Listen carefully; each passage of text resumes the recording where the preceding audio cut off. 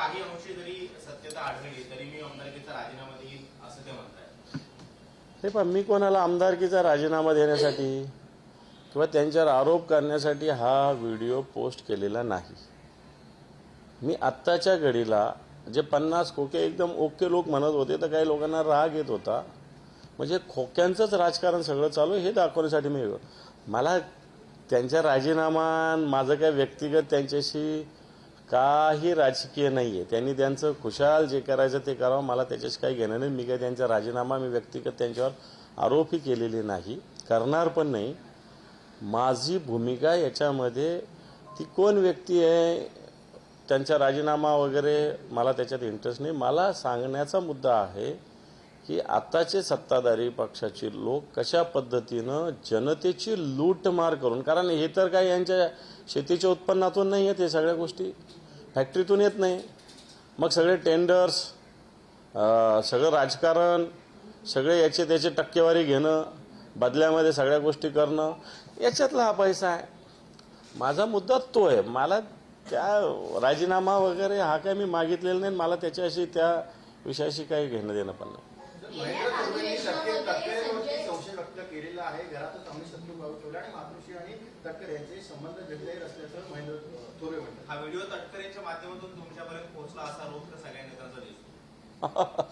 तटकरे जण माझा तसा मागच्या वर्षभरात कधी बोलणं नाही. एखाद्या लग्न कार्यात कुठेतरी भेट झाली असेल आणि माझ्या मोबाईलवर तटकरेंचा ह्या वर्षभरात तरी कधी फोन बोलणं, आधी ज्यावेळेस आम्ही एकत्र होतो त्यावेळेस बोलणं होत असेल, पण आत्ता तरी तटकरेंशी माझं बोलणं नाही.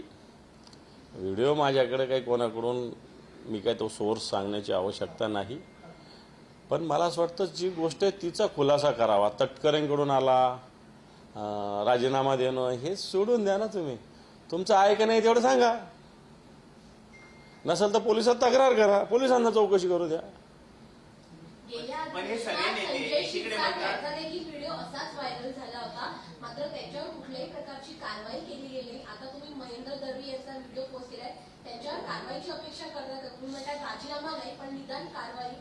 हे पहा, जसे महेंद्र दळवी आहे याच्यात तसे समोर एक लाल शर्टवर पैसे मोजणारी व्यक्ती पण आहे. तिचा चेहरा दिसत नाही. मला तर वाटतं सगळ्यात मेन कल्प्रिट ती व्यक्ती आहे, सगळ्यात महत्वाची. त्यामुळे पोलिसांची जबाबदारी आता ती. पोलिसांना या सगळ्या गोष्टी सहज कळू शकतात जर ठरवलं त्यांनी शोधायचं तर. आणि मग पैसे कुठून आले, काय आले, किती आले हे पोलीस तपासू शकतात. आणि अधिवेशन ठीक आहे, अधिवेशन आहे, अधिवेशनात विषय होईल. संजय शिरसाटांचा त्याच व्हिडिओ मान्य संजय राऊत साहेबांनी केला होता. खरं तर आता असे व्हिडिओ तर घरातले आहे ना. संजय शिरसाटांच्या तर बेडरूममधला व्हिडिओ तो, तिथं तर राऊत साहेब नव्हते केलं ना. कोणी त्यांच्याच शुभचिंतकाने तो दिला असेल.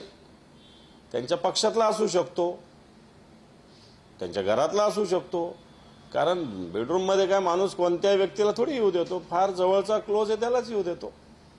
त्याच्या वेळेसही मला वाटतं संजय शिरसाटांनी अजून शोधण्याचा प्रयत्न केला नाही की आपल्याकडे काय होतंय. आणि आता याचाही मला असं वाटतं नुसतं तटकरे राजीनामा देईल या विषयाशी आम्हाला काही घेणं नाही. या विषयाची चौकशी व्हावी एवढंच आमचं म्हणणं आहे.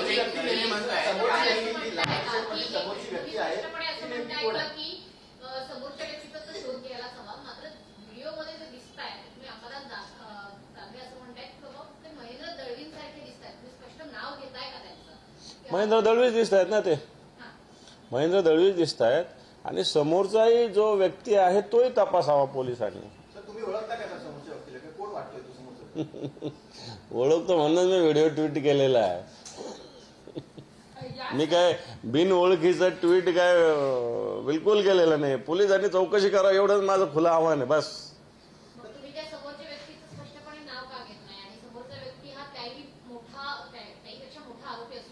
एवढा मोठा असणारा माणूस त्याहीपेक्षा मोठाच असेल, येईल समोर. हे आता चेहरा दिसत नाही त्यामुळे तो मी नव्हेच म्हणेल. तो आता पुढचा त्याच्या चेहऱ्याचा येईल त्याच बघूया.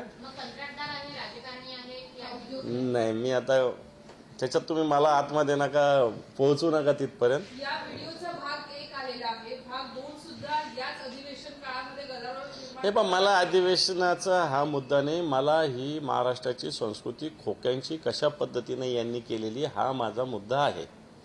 याच्यातला अधिवेशनात काय होतं, सरकार काय घोषणा करतं, आम्ही काय प्रश्न विचारतो हे मला सगळं माहिती आहे. त्याच्यातून काय निघतं हे मला चांगलं माहिती आहे. परंतु या महाराष्ट्रात कशा पद्धतीनं राजकारण चालू आहे, कशा पद्धतीनं खोक्यांचं राजकारण चालू आहे, सत्ताधारी पक्षांच्या लोकांचा उन्माद कसा आहे हे मला या निमित्तानं समोर आणायचं आहे. सर यावर दळवी महेंद्र म्हणताय का? दळवी तुम्हाला सुपारीबाज आणि ब्लॅकमेलर सर म्हटलेलं आहे. आता हे पहा, सगळं समोर आणल्यानंतर एखादं उदाहरण द्यावं. मी हे दिलेलं आहे समोर, त्यांनी माझं एखादं सुपारीचं किंवा ब्लॅकमेलिंगचं एखादं उदाहरण द्यावं. मी हे सगळं खोटंही सांगेल. मग तुम्ही जो समोरचा व्यक्ती आहे त्याची चौकशीची मागणी करताय, तो शोधून काढला पाहिजे असं म्हणताय. तुमच्याकडे त्याची संपूर्ण माहिती आहे. तुम्ही स्वतः का पोलिसांमध्ये जात नाही? पोलिसांनी माझ्याकडे आल्यावर मी माहिती दिली असं तुम्ही म्हणताय. हे बघ, मी आज आत्ताशी पहिलं पाऊल टाकलेलं आहे. अजून काय काय याच्यावर होतं, काय काय भूमिका सरकार घेतं, ग्रह खातं घेतं, हे मला एकदा बघू द्या ना.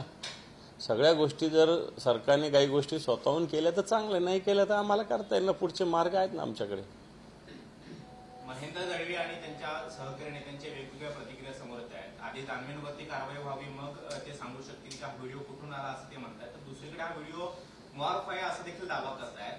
आणि दुसरीकडे तटकरेंवरती सुद्धा आरोप करतायत की त्यांच्याकडून हा व्हिडिओ त्यांच्यापर्यंत आलेला असेल. नेमकं त्यांच्या सगळ्या वक्तव्यांमध्ये वेगवेगळा संभ्रम दिसतोय. हे पहा, मी शिवसेना प्रमुख मान्य बाळासाहेब ठाकरे यांच्या विचाराचा, उद्धवजींच्या नेतृत्वाखाली काम करणारा शिवसैनिक आहे. असं मी बिटकरे यांचं ऐकून असे धंदे मी करणार नाही.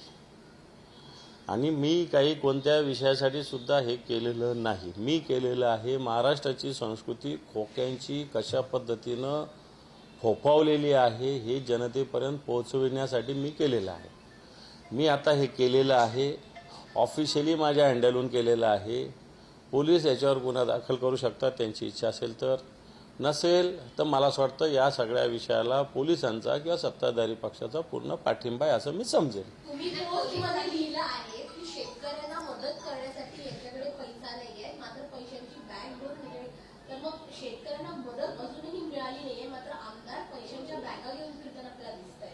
हे तर सत्य आहे. हे पहा, शेतकऱ्यांना 31,800 कोटीचं पॅकेज जाहीर केलं. राज्याच्या इतिहासातलं सगळ्यात मोठं पॅकेज अशी घोषणा ह्या 3 जणांनी केली, मुख्यमंत्री 2 उपमुख्यमंत्र्यांनी.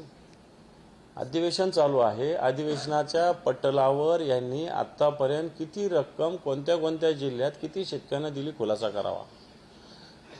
आम्ही गावोगाव फिरून आलेलो आहे, पुन्हा फिरणार आहोत. या सरकारचा पंचनामा करणार आहोत. घोषणा करतात हेक्टरी वेगळी, प्रत्यक्षात मदत वेगळी आहे.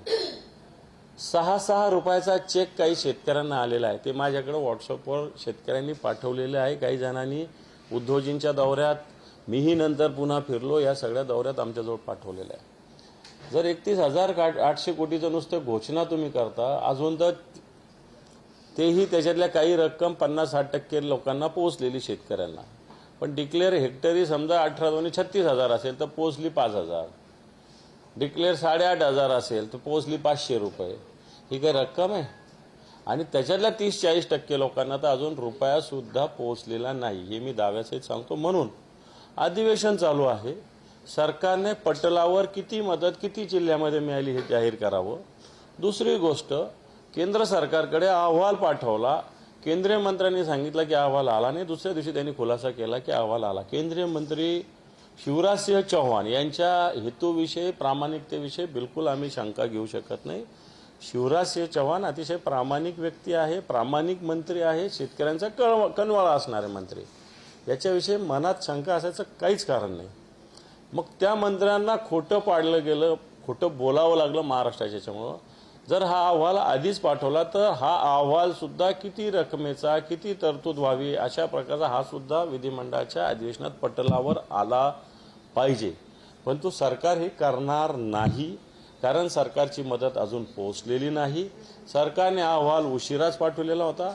एकीकडे शेतकऱ्यांना ज्या मदतीची गरज असताना ती दिली जात नाही, एकीकडे या सत्ताधारी पक्षाचे लोक नगरपालिकेच्या निवडणुकामध्ये 10-10 हजार रुपये 5-5 हजार रुपये मतदाराच्या घरी पाठवतात एकीकडं अशा पद्धतीनं एवढ्या नोटाच्या रास ज्याला म्हणतात, धान्याची जशी रास असेल तशी नोटांची रास या मंत्र्यांकडं या आमदारांकडे पडलेली आहे.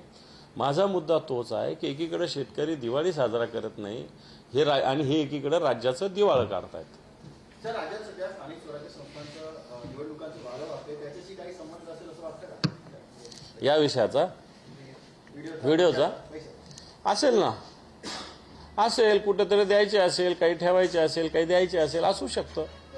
कारण ऑलरेडी काही लोकांनी हेलिकॉप्टरमधून मोठ्या जडच्या जड बॅगा दाखवलेल्या आहेत. ह्या बॅगा कशासाठी? तुम्हाला एक दिवस